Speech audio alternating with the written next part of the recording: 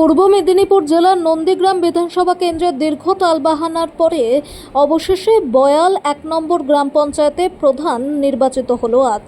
বিধানসভা নির্বাচন ২০২৬-এ ঘোষণা হওয়ার পরেই নন্দীগ্রামে রাজনৈতিক উত্তাপ অনেকটাই বেড়ে গিয়েছিল। সেই উত্তাপ থেকে বাদ যায়নি বয়াল ১ নম্বর গ্রাম পঞ্চায়েত।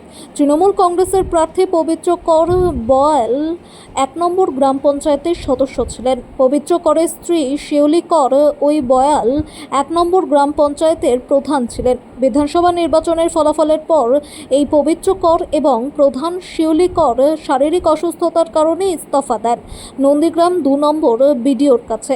ফলে বয়াল ১ নম্বর গ্রাম পঞ্চায়েতের প্রধান শূন্য হিসেবে ছিল এতদিন। পঞ্চায়েতের কাজকর্ম প্রায় বন্ধ হয়েছিল।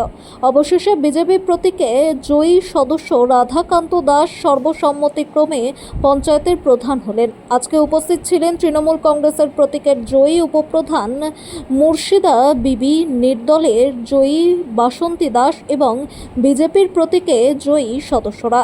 রাধাকান্ত দাস বলেন, স্বচ্ছভাবে পঞ্চায়েত কাজ করবে, সবার জন্য কাজ করবে।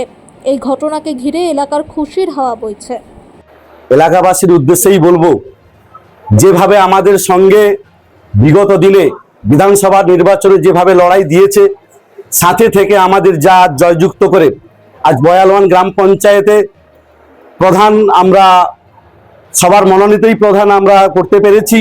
জানেন রাধাকান্ত দাস আগামী দিনে সবাইকে নিয়ে আমরা উন্নয়নের স্বার্থে, মানুষের স্বার্থে লড়ার জন্যই কিন্তু আজকে আমাদের এইসব লড়াই চলছে। আর এই লড়াই আমাদের থাকবে, চলবে, সবাইকে সাথে নিয়ে। সাথে রয়েছে আমাদের গ্রাম পঞ্চায়েতে, বয়াল ১ গ্রাম পঞ্চায়েতের বিভিন্ন সদস্যগণ এবং আমাদের বুথ সভাপতিগণ এবং কর্মীবৃন্দগণ, সবাইকে নিয়ে আগামী দিনে পথ চলাই আমাদের অঙ্গীকার এবং আগামী দিনেই এই আমাদের লক্ষ্য।